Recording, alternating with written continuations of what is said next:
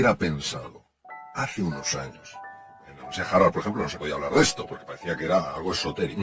¿Quién hubiera dicho hace unos años que los estados emocionales de la persona podían afectar al material genético? Hoy hay una ciencia de peso sólida, más que reconocida, llamada epigenética, que demuestra que los estados emocionales de las personas movilizan ciertas hormonas, moléculas de la emoción, que interactúan con la membrana de la célula, tienen acceso al material genético y hacen que unos genes se queden dormidos y otros genes despierten. Imaginaros el impacto de esto, es decir, hay algunos genes que es fabuloso que despierten, genes relacionados con neurotransmisores asociados a la inteligencia, y hay otros que es muy interesante que sigan dormidos. ¿Qué quiere decir? Que una vez que se ha descubierto la epigenética, ya tampoco podemos decir 40 y 60, es, como decía nuestro gran filósofo José Ortega y Gasset, el ser humano no es un participio, es un gerundio. No estamos hechos del todo, sino que nos vamos haciendo. Lo primero que tenemos que entender es que esto es un proceso. Y la pregunta es, ¿realmente el cerebro puede cambiar? Hoy sabemos que el cerebro es plástico. Entonces, la neuroplasticidad tiene dos componentes. Tiene dos facetas. Uno, la conexión de nuevas neuronas, y otro, la generación de nuevas neuronas a partir de células madre.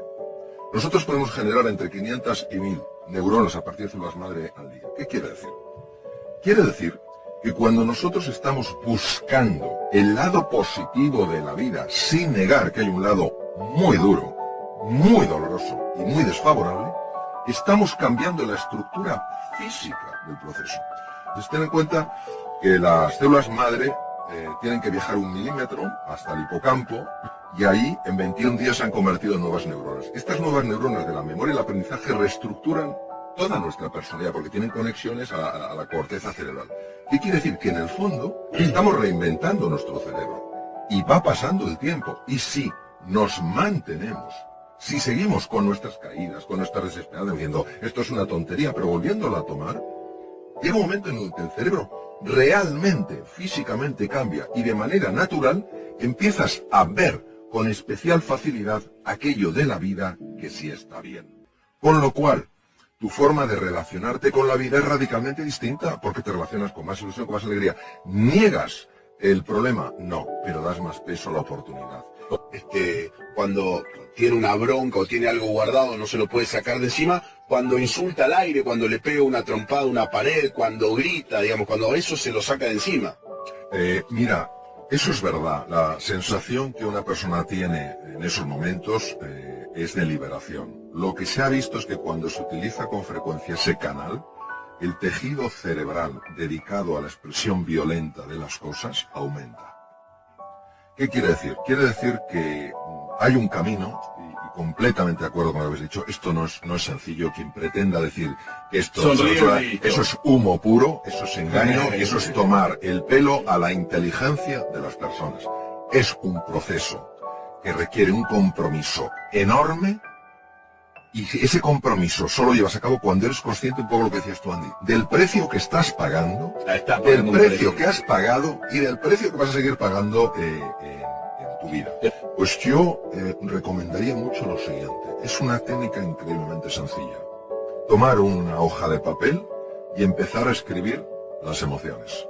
¿Por qué esto es tan potente? Porque la zona anterior izquierda del cerebro, que se llama la zona prefrontal izquierda, es la base de las emociones positivas.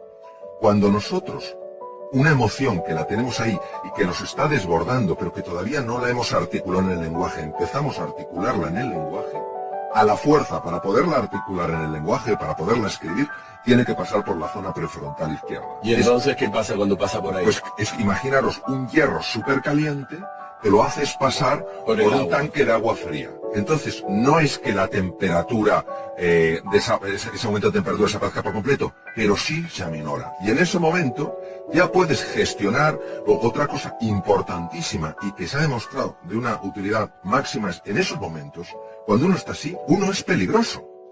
Lo que hoy sabemos desde la neurociencia, que han pasado muchos años, es que hay muchos elementos químicos, y cuando hay esa frustración y esa tensión, hay una química que nos convierte en personas peligrosas. En ese momento, si tú vas a tu casa, vas a ver a tus hijos, vas a ver a tu mujer, a tu marido, a quien sea, y les vas a ver como oponentes, es decir, les deshumanizas.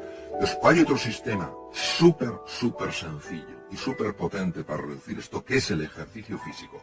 Caminar acelerando el corazón y la respiración. ¿Por qué? Porque al hacer eso, hay dos cosas que se ponen en marcha. Una de ellas se llama, o dos hormonas, se llama la oxitocina. Y el otro es la beta-endorfina. Ambas hormonas tienen la capacidad de desconectar un núcleo cerebral que se llama la amígdala. La amígdala y el hipotálamo son las bases de las reacciones de ira. Por eso, si un día alguien sale del trabajo y está porque le han hecho la faena, le han maltratado, esos momentos que todos podemos vivir en nuestra vida, mi propuesta para la evaluación de los oyentes es que no vaya directamente a su casa. Porque va a contaminar todo. Porque va a contaminar todo. Esa activación produce una contaminación llamada resonancia límbica en todo el mundo, sin darte cuenta, por los gestos, por el tono. Entonces, que se ponga a andar deprisa, entonces produce una... ¿Cuánto tiempo al toque lo va a calmar? Pues mira, si la reacción de ira es intensa, necesita 20 minutos. Si caminando es menos intensa, rápido. caminando rápido. Entonces, esa aceleración hace que la hormona, la oxitocina, empieza a desconectar la amígdala deja de interactuar con el hipotálamo, que es donde está donde ponía Freud precisamente el id, la parte más bestia del ser humano, ponía el hipotálamo, que el hipotálamo tiene tamaño guisante, pero manda lo que no se sabe. Entonces la amígdala desconecta el hipotálamo porque a su vez ha sido desconectada por la oxitocina. Y te hago una pregunta para entender un poco esa bronca, porque lo mismo que en otro momento, suponete que mi jefe me maltrató. Hay días que no te hace nada y un día que se me activaron los cables y tengo una bronca que es la que vos decís. ¿De qué depende eso? Es una pregunta importantísima. Depende de cómo yo evalúe en ese momento lo que está pasando. Vamos a ver.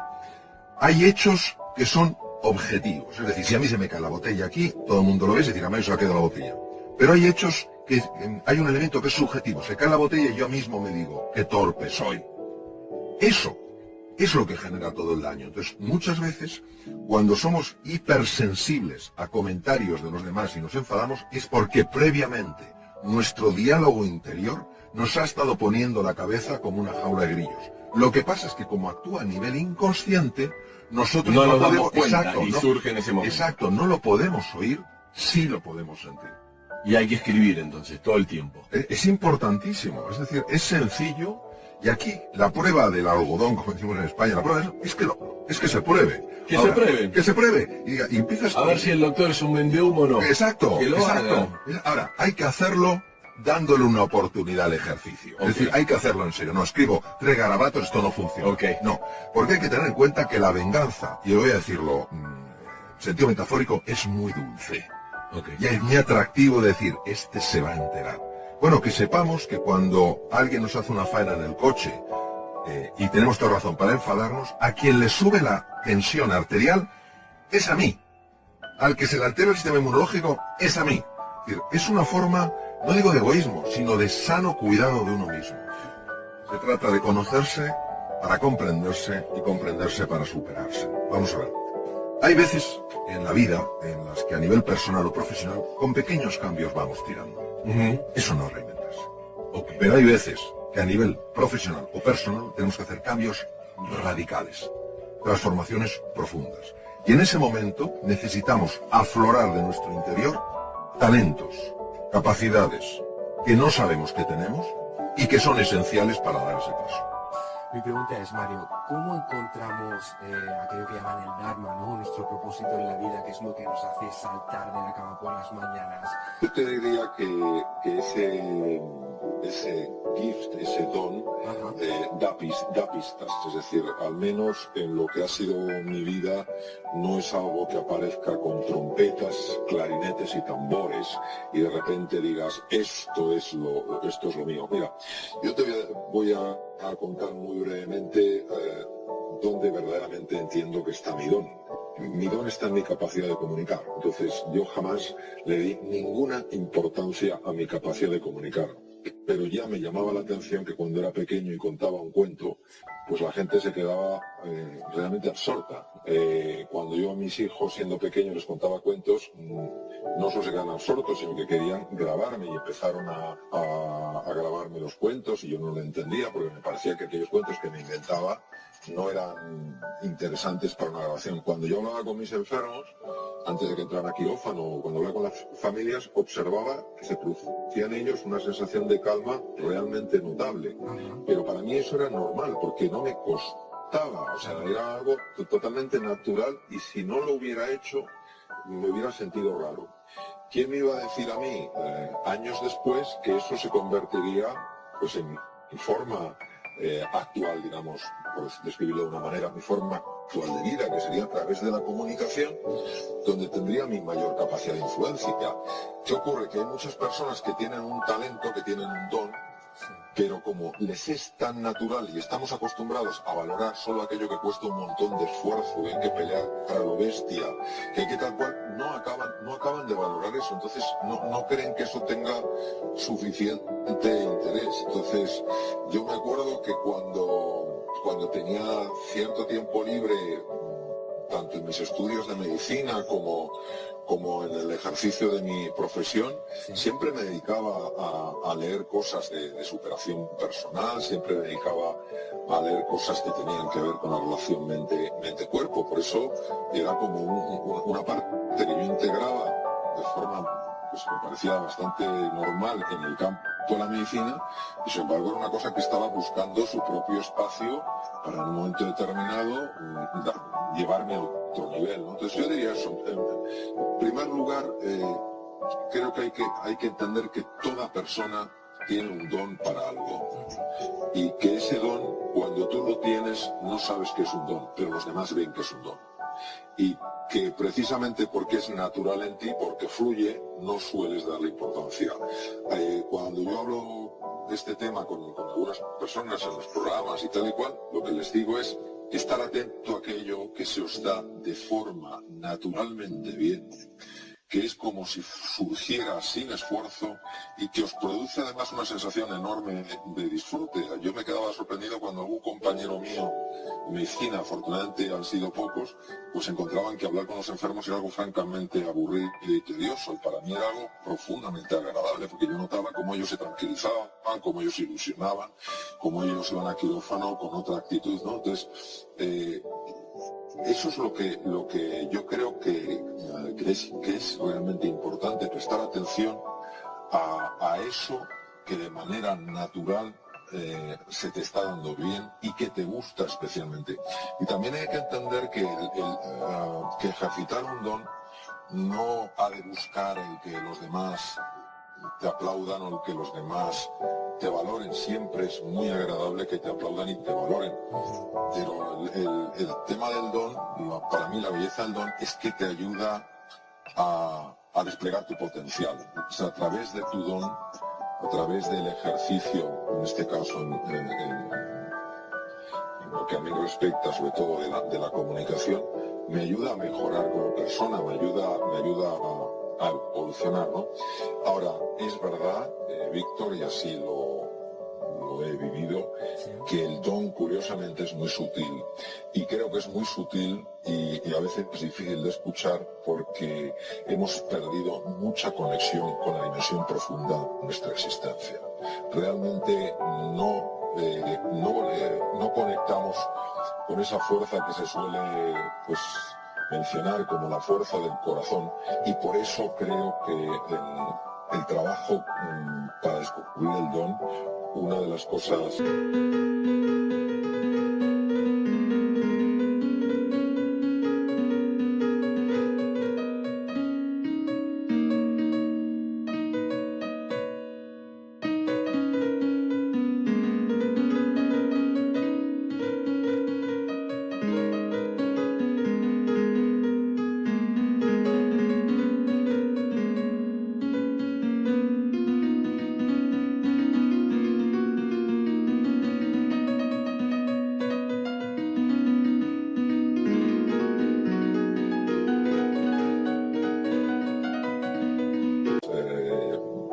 más importantes es la meditación, es decir, el entrar en silencio, entrar en el vacío y conectar con aquello que está más allá del ruido, más allá de la vorágine, más allá de las prisas.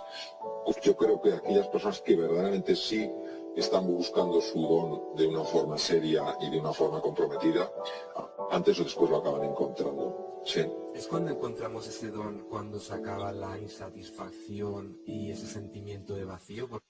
Bueno, hay un anhelo tremendamente profundo en el ser humano que solo se puede llenar, al menos desde mi perspectiva, cuando tú descubres quién eres en realidad. O sea, cuando una persona consigue ir más allá de sus títulos, de sus posesiones, de sus cargos, de sus conocimientos, incluso de su forma de pensar, incluso de su forma de ver la realidad, y penetra en esa dimensión profunda de la existencia y descubre qué es lo que le define por naturaleza, hasta que no ocurre eso, ese anhelo no puede dejar de existir.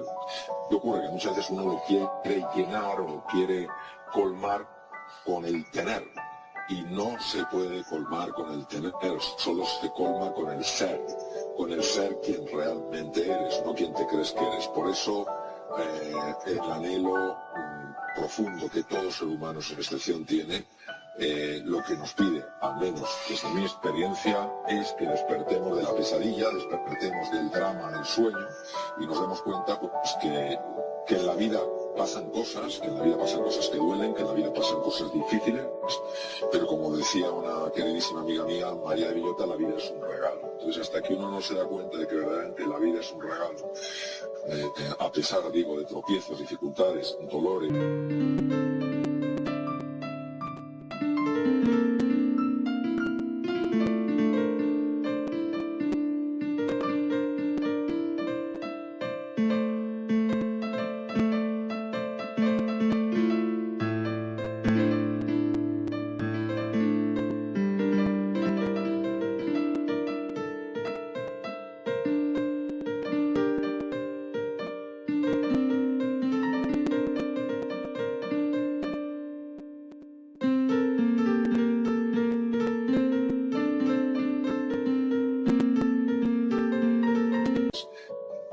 Y cosas que hacen que lo pasemos mal, hasta que no tengamos este sentido profundo de gratitud, creo que no podremos haber colmados en él. ¿Cuál es tu propuesta para pasar del piloto automático a tomar conciencia? Yo creo que uno pasa del piloto automático a tomar conciencia cuando está harto de estar harto, ¿sabes? Cuando uno se da cuenta, vamos a ver, nosotros vivimos en piloto automático porque pensamos que no hay otra forma de vivir, así de claro. O sea, nosotros vivimos en piloto automático porque pensamos que solo cuando se vive en piloto automático uno es eficiente, uno es creativo, uno logra cosas, etcétera, etcétera. Esto es como el pez no sabe que está dentro del agua hasta que le sacan de ella. Pues nosotros andamos dentro del agua pensando que no hay más mundo. Y entonces digo, bueno, pero no hay más mundo que el mundo de las prisas, no hay más mundo que el mundo de estar en 27 cosas a la vez, y realmente eso es lo que nos ocurre.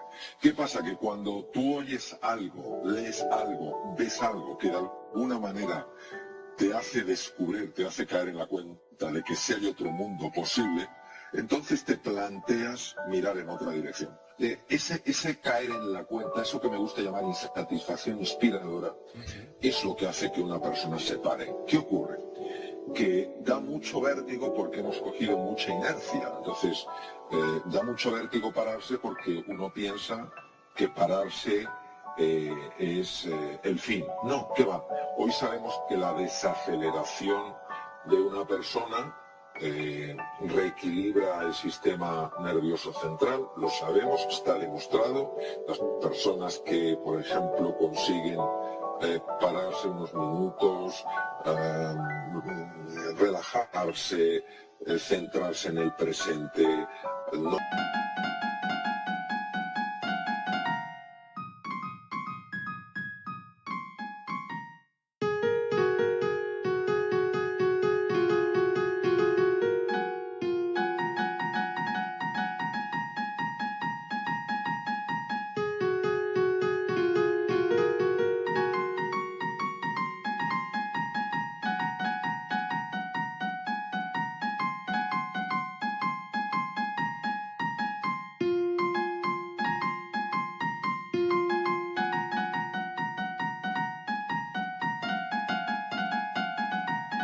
dejarse capturar por los pensamientos, sabemos, ha sido muy ampliamente documentado, que empiezan a producir cambios muy valiosos en el cerebro, cambios que tienen un impacto en la creatividad, en la capacidad de aprendizaje, en la capacidad de comprensión y en la capacidad de prestar atención. Hay que tener en cuenta que cada vez hay más síndromes de déficit de atención en adulto y en niño. Por otra parte, se sabe que aquellas personas que consiguen hacer ese alto, no es que no produzca su mente pensamientos, es que los pensamientos ya no les atrapan, no les llevan a donde quieren llevarles, son personas que biológicamente empiezan a rejuvenecer, que empiezan a mejorar el funcionamiento de su sistema de defensa, que sus tejidos funcionan mejor, que sus células llevan a cabo mejor sus funciones. Hoy se puede medir, hoy hay tecnología para ver lo que pasa en una persona en estos estados de mayor calma, de mayor serenidad y mayor tranquilidad. ¿Qué pasa? Que es tan contraintuitivo que desacelerar es lo que te permite luego ir más deprisa, que vuelvo a decirlo, solo aquellas personas que de alguna manera se sienten inspiradas por algo que leen, por algo que escuchen, ojalá tu programa, por algo de este tipo, se paran y dicen, oye, me voy a tomar esto en serio. O aquellas personas que llega un momento en que dicen, ¿y todo esto para acabar en la cama de un hospital con un infarto a los 35 años? A los 40 años. Todo esto para que mis hijos no sepan quiénes son, para que no sepan quién soy, para que no tengamos un vínculo. Todo esto para eso. Entonces en ese momento dice uno, esto no puede seguir así. La zona de confort es una zona con un gran poder gravitacional, y para encontrar esa palanca que nos saque de ahí, yo creo que es a través de la inspiración o a través, a veces, de tocar fondo.